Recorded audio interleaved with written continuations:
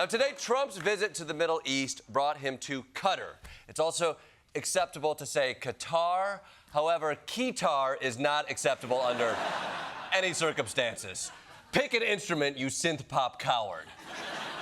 Now, yesterday, Saudi Arabia greeted Trump with horses. And today, Qatar said, oh, you think that's cool?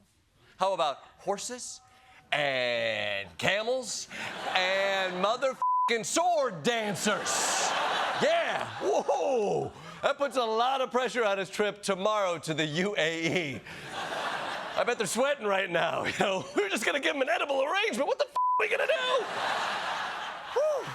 Of course, Qatar didn't just give him a sword dance show. They also offered him a $400 million luxury jumbo jet. Now, this plane has become a huge controversy. It's a security risk. The optics are terrible. It's clearly unconstitutional. So you gotta wonder, why does Trump want it so bad? And you know, these planes, the plane that you're on right now is almost 40 years old.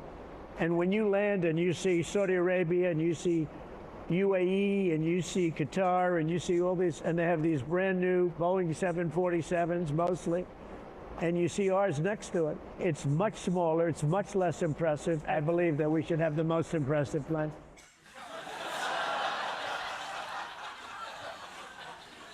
We still talking about planes? Look, we're on the tarmac next to each other, you know. I know you're not supposed to just look straight ahead, but so I took a little peek over there, a little peek over there. Cockpit was huge, man. Oh, honestly, it's getting a little embarrassing watching Trump fly around the Middle East getting sword dances and free jets. I mean, is he going to do any actual policy stuff? I will be ordering the cessation of sanctions against Syria in order to give them a chance at greatness. Well, you know what? I spoke too soon. This seems like maybe actually a good idea. You know, Syria has just thrown off decades of dictatorship, and Trump thinks the new government deserves a chance to find its feet free of U.S. sanctions. Maybe I was wrong. Maybe I was wrong about this guy. You know, he doesn't just think about himself. Syria's new president, Ahmed al-Shara, reportedly offered to build a Trump Tower in Damascus. God damn it! God damn it! I spoke too soon about speaking too soon! But hey, you know what? Good on you, Syria, whatever it takes. And you know what? PBS, maybe you could learn a lesson from this. Instead of whining about Trump cutting children's programming, have you thought of offering him a Trump Tower on Sesame Street, you know? Could be a win-win. But let's move on. Just because Trump's out of the country doesn't mean his team isn't shaking things up at home. Today, at a congressional hearing, Robert F. Kennedy Jr., Health Secretary and Human Wet Market, faced some tough questions about whether he wants his own children to be alive. Something that might be helpful is you've previously said you vaccinated your children. If you had a child today, would you vaccinate that child for measles? For measles, probably for measles. You know, what I would say is my opinions about vaccines are irrelevant. I don't think people should be taking advice, medical advice from me. Then what is your job?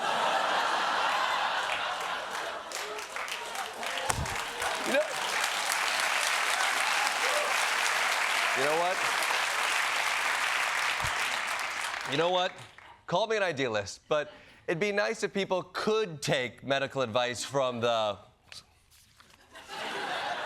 health secretary. You know, maybe it's actually pretty good advice to not listen to RFK's advice, because here's how he spent his weekend. Robert Kennedy Jr. may be Secretary of Health and Human Services, but if you want to stay healthy, don't go swimming in a sewage-contaminated creek, and for sure, don't take your grandkids in there. That creek that RFK Jr. is splashing around in isn't exactly pristine.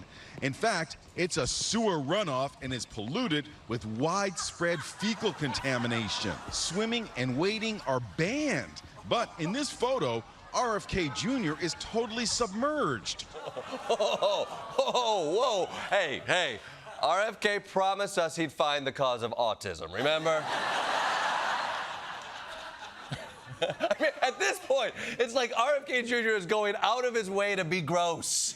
Does he just go on Google Maps and search disgusting things near me?